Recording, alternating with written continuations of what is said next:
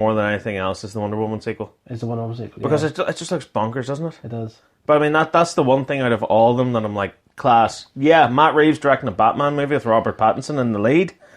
There's my money, off you go. The other thing that I didn't reference in this, and down the line they could do it, is that if they did Flashpoint... I think they have to do Flashpoint at this stage. If they do Flashpoint, because we know now that the Flash movie is happening, if they do Flashpoint, then that could explain why Commissioner Gordon's now a black guy. It could explain why, a different actor's playing a different role. It could explain... So Flashpoint... It could be a reset button. I mean, Flashpoint is your get out of jail free card. It is, and I honestly think that's what they're going to do. You need to use it. Yeah. I need to use it very, very soon because, even for us, we're struggling now with the DCEU, and we're nerds. We're the highest level of, oh my god, get a life. But, even we're sitting going like, okay, well, does this take place in this reality or that reality or what the hell's going on?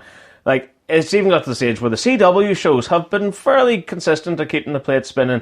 They're doing Crisis on Infinite Earths now, which is essentially another one of DC's big inbuilt reboots. Yeah. So I think at this point, like after all the meddling, everything that went down with Warner Brothers and Zack Snyder and so forth, get Flashpoint done. Yeah. Get it done. Because it's gonna have to. You're gonna have to have one thing that covers everything. Get it right. No studio interference. No mucking about. And that will explain everything. It will leave everyone happy, and it will let nerds like you and I breathe a huge sigh of relief. Do you think maybe this could be where we spoke earlier on about J.J. Abrams and Bad Robot coming over to Warner Brothers? God, yes. Because it looks to me that with like Star Wars and Star Trek, whether you love those films or hate those films, J.J. Abrams is the reboot king. He is, yeah. And he's the reboot king, but managed to keep it all in the same world king. Yes, because he's done it twice now. So I think that... Third time's the charm. J.J. Abrams coming into play here. Absolutely, yeah. But I mean, it's a case of eating your cake and getting to have it too. Yeah. But I still, this doesn't, for me, everybody on Twitter is like, I told you, it's a different universe. I still don't see that. Yeah. I think that Matt Reeves has just gone for the right actor for the job. Well, do you know what? Fair play. And please, for the love of God, give him something good. Yeah. I hate the idea of Jeffrey Wright just being a phenomenal actor that's just pushed into the background all the time. Well, you see, the rumour is that it's based on the Long Halloween. If it's based on the Long Halloween, then Gordon is quite an integral part of that story. Yeah, because it's Batman in the early years. Yeah, well, yeah. It's basically a sequel to Year One. Yeah. But that being said, I think Gary Oldman did a great job of exploring who Commissioner Gordon Gary is. Oldman was goddamn perfect across Batman Begins and The Dark Knight. Yeah. I mean, he even looks like him. Yeah, he was perfect. Like the same moustache. I remember the moustache and the hair. They nailed the hair, the glasses. I actually, do you know where sometimes you see something that's so perfect you feel a wee bit weepy? Yeah. I remember the first time I saw Gary Oldman as Gordon, as Detective Jim Gordon, I was like... Do you know what? I feel emotional looking at it. it. The first time I saw it, it was almost like an Uncanny Valley thing. Yeah. Where like you look at the characters he's drawn in the pages of a comic book, and you look at Gary Oldman as Commissioner Gordon. Yeah. And you're just like... It's perfect. There's something so right about this, it's wrong. Yeah. It shouldn't be. I remember feeling slightly emotional. Having said that, I also felt slightly emotional the first time. Remember the image, the release of J.K. Simmons, where he was wearing the hat and the glasses beside the bat sign? Yeah. I remember the first time I saw it as well. I was like, oh my god, that's just right out of the comics. Like, yeah, it's proper old Commissioner Gordon, yeah. But yeah, look, this is the argument. It wasn't an argument. It's a conversation I was having on Facebook the other day about how Robert Pattinson's going to be a bad Batman. I don't think he is. For everything that Warner Brothers have done, they've done nothing but cast great actors as Batman. Yeah. And even though Batman and Robin and Batman Forever, I know you like them for a campy kind of... Yeah, I get enough enjoyment out of them, yeah. I know they're bad movies, but Clooney and Kilmer were perfect for the roles. Oh, they were excellent. If they hadn't been given the right material, they could have been outstanding. Absolutely. I mean, especially George Clooney and Batman and Robin. I remember George Clooney cast as Batman. I just lost my shit. Yeah. Because I just seen from Russell Dawn, ER was big, and I remember thinking, this guy is everything. Yeah, he's going to play Batman. He's good looking, he's suave, he's everything a Batman needs to be. And then they made Batman. Trainwreck, yeah. But yeah, I mean, like, there's even little kind of scenes in Batman and Robin whenever he's playing Bruce Wayne, and he's having the conversations, and Alfred's dying, and like he looks out the window and he sees Alfred comforting him when he was a little boy at his parents' graves and stuff. So, like, there's little scenes like that I really enjoy, and it just goes to show that they have nailed the casting every single time. Yeah, they have absolutely nailed the casting. Batman and Robin always felt to me like the Power Rangers TV show, where like the Yeah. action scenes were made in crazy Japan animation kind of way, And then they had to and film then some they filmed American these stuff. scenes with actors, and these scenes take themselves really seriously, and those scenes are just batshit crazy, Yeah. and the two just don't merge properly. No, they don't. And they're basically just there all to sell toys. And they're just as hell. I mean, even I always remember the scene where Victor Freeze Schwarzenegger goes in he has like his wife's in the chamber thing. Yeah. I always remember that scene is really, really good. Yeah. And it's nicely filmed. Schwarzenegger gives a great performance. One more You really diamond, feel, my love. yeah. Well, just one more. And yeah, but it's just that scene just is what you're saying. But yeah, I agree. I totally agree. Like, But then, the Clooney stuff. like on the other side of that coin as well. Like, so you have him going like, one more diamond, my love, one more. And then contrast that to whenever he falls into the vat of icy fluids, he comes like going, ah, ah. That's just so stupid and over the top. Yeah, it's just a weird Jekyll and Hyde movie. It is, yeah. I mean, there's structure brothers in there. And the thing is, it's Joel Schumacher. I know. Joel Schumacher's been responsible for making some of my favourite movies. Falling Down. Falling Down. Phone Booth I really loved as well. Really good movie as well. Lost Boys. Yeah. Which I thought was fantastic too. And then, so you can see little bits of his career all pattered through both Batman movies he made. I mean, there's an excellent scene in Batman Forever where, like, it's one of the few times where the movie gives itself room to breathe. You see Edward Nygma come home, and they're playing that Flamin' Lips song. And he comes in through the door, and like you see his apartment and stuff, and he's just hanging up his clothes and everything. And like you just get this sense of what this guy is as a person. He's just a sad, lonely loser that has no life. Yeah.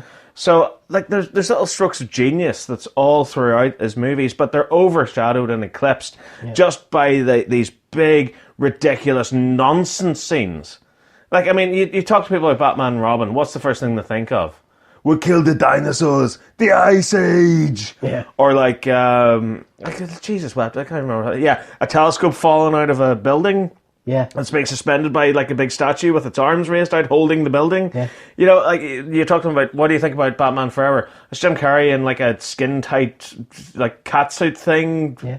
Like Which, just by the way, camping up should have with been it. the best bit of casting ever. Yeah, it's just a shame that he was in full Ace Ventura mode. He should have been more Cable Guy mode. Yeah. I think You know? you're quite true. Yeah, But- because the Riddler should be sinister and creepy and. Yeah, well, I mean, like, you know, the casting throughout has been fairly solid. I mean, I have no qualms whatsoever about Robert Pattinson playing No. Batman whatsoever. I can't. This new movie, The Lighthouse, I am so excited to see. Yeah. I cannot wait to see it.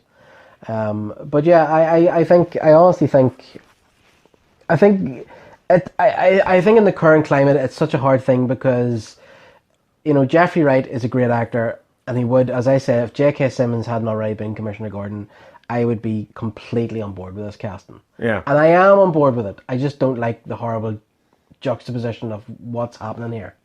Yeah. I am on board with it. I think he's a really good actor. I think he'd bring something really, really cool to Commissioner Gordon. Commissioner Gordon is my second favourite Batman character, next to Ra's al Ghul. But you know what? As long as that's the reason that you stick with in your head, that the reason why he was cast is because he's going to give us a fantastic portrayal of Commissioner Gordon. Mm-hmm.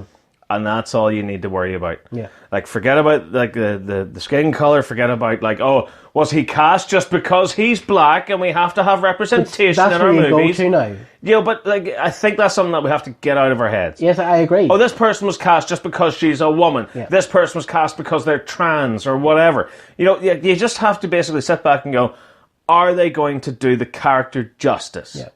And if the answer is yes, shut the hell up. Yeah. No, I completely agree. Now, going along the same lines, we have also found out that Jonah Hill is apparently pretty much signed on, but nobody's quite sure as who. Jonah Hill in Matt Reeves' Batman. Matt Reeves' Batman. Penguin. Well, you see, here's the thing. Apparently, he is up for either Penguin or complete juxtaposition to this, Riddler. Riddler? We see Hill's lost all the weight.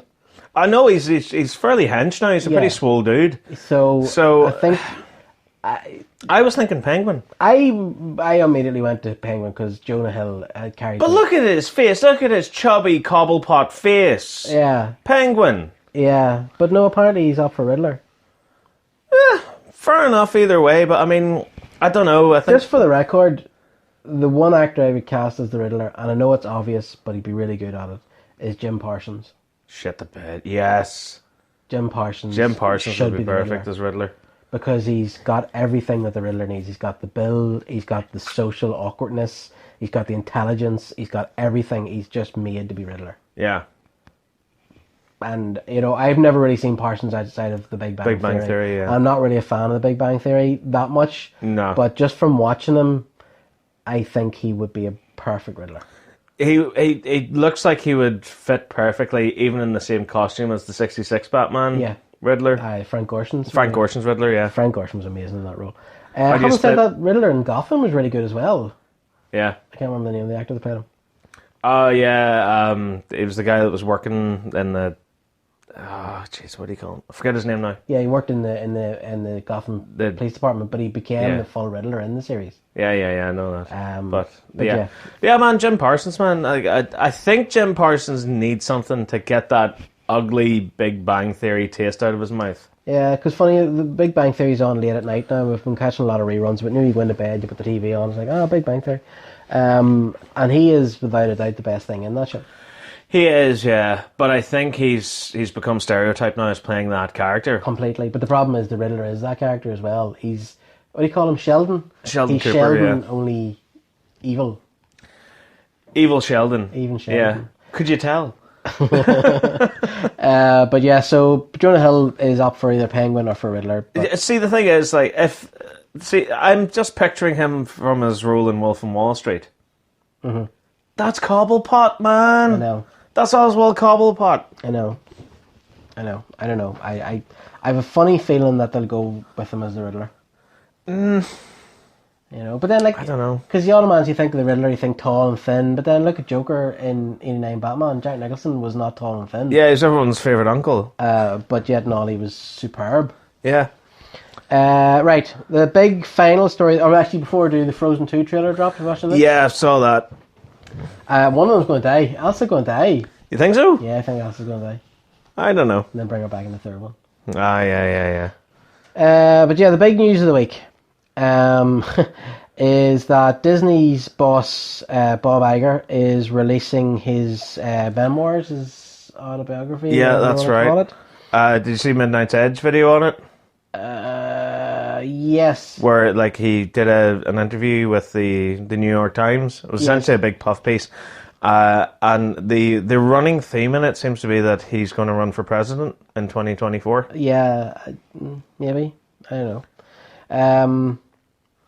But yeah, so he's releasing his autobiography, which is going to be called The Ride of a Lifetime, Lessons Learned from 15 Years as CEO of the Walt Disney Company. Now, he talks about several things, and he talks about how apparently Fox were really, really disgruntled whenever they bought over Lucasfilm, because nobody else had thought of doing that, which I suppose is understandable enough. But the big thing for me was that he talks about George Lucas and what happened. Are you aware of this yet? Have you heard of this? Dribs and drabs, yeah. He writes quite a bit about George Lucas whenever George sold the rights of Star Wars to Disney. Mm-hmm. And we all know that Lucas had written treatments for 7, 8 and 9. Yeah. He had an idea in his head where it was going to go and everything else. And he sold those to Bob Iger. From reading this, the way Iger seems to have written this is quite on. It seems to me a very weird thing that he's released this before he's left the company. He's there for another 2 years. Yeah, he leaves in 2021. 2021. So it seems like a really weird, strange thing to do, but there you go. But it seems to me that Lucas was under the impression that he was selling the rights to Star Wars, that they were going to make roughly his movies. Yeah. And then take it wherever they wanted to take it. And apparently whenever they made their own movies, they made The Force Awakens and they made The Last Jedi, George Lucas wasn't very happy about it. Yeah. Which I can understand. Like, if you create something, then you get to a point where you're like, right, I'm not going to do it. I think George Lucas got a really big sickener after the prequels and the way he was treated by the fans. Yeah. Understandably. I mean, like, say had the prequels been regarded a bit better than they had been, I think we would have seen 7, 8 and 9. Yes. I have no doubt of that. That would have happened. I mean, we would have maybe seen episode 7 maybe 2008. Yeah. I think you probably wouldn't like be far off. around Crystal Skull time. Yeah. That's when we would have seen 7, 8 and 9. But yeah, so in his book, Iger writes, at some point in the process, George had told me that he completed outlines for the next 3 movies. He agreed to send us 3 copies of the outlines.